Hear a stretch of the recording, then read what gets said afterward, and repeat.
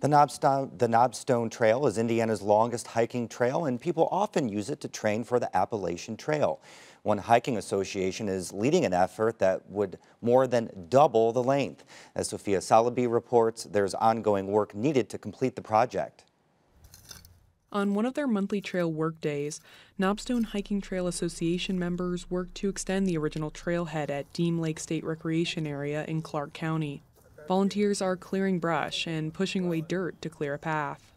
You try to refine a path that will be sustainable, where you can not go straight up and down, which will just be creating an erosion gully. Mittenthal is a trail designer and founding member of the Trail Association.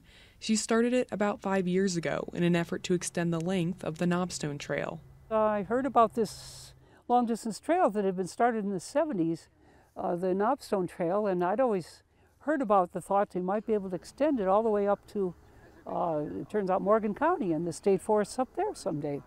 The Knobstone Trail is named for the Knobstone Escarpment, a slope formed through erosion separating areas of different elevation. That's what caused the trail's rugged terrain, which is characterized by steep hills, or knobs. It's unique terrain in Indiana. You don't expect that kind of topography in our state. Pajic was a streams and trails specialist with the State Department of Natural Resources in the 1970s. Part of his job was to find a location for a long-distance trail in the state. So I started looking at the deed ownership maps that DNR has, so looking at just everything that we owned.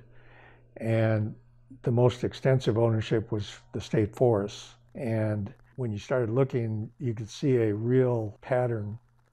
The original Knobstone Trail opened in 1980.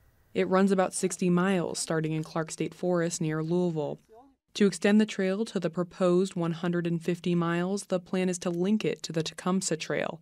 It's 42 miles in Morgan Monroe and Yellowwood State Forest. The big issue is there's about 50 miles between the two trails. And while the association has acquired some of that land through easements, there are still about 20 miles not yet part of the trail.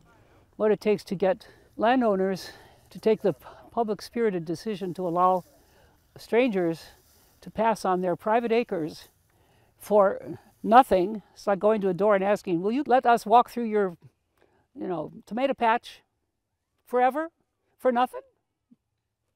Not easy. There's no word yet on when those easements will be acquired, but talks are happening. Knobstone Hiking Trail Association members are hopeful, and in the meantime, they have plenty of work to do in both the top and bottom thirds of the trail. We have ongoing rehab on the original Knobstone Trail.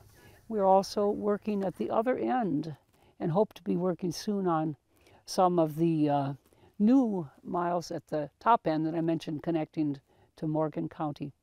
One of the volunteers today is an Indiana University student. He's been hiking on the Knobstone Trail for years, and those experiences made him want to give back and help build the trail. You can walk from Martinsville to Louisville, basically. So you have all these communities connected, which is really cool, and they all have this opportunity to get out on this trail and enjoy the benefits of nature, which is really great. Having young people like Shear involved in the trail and the extension efforts is something Pajic and other early trail supporters never imagined when they first started planning the trail. It was Joe Payne and I's dream, way back when, back in the 70s. And I know, we both are excited that people have taken up the mantle and actually want to do it. For Indiana News Desk, I'm Sophia Salabi.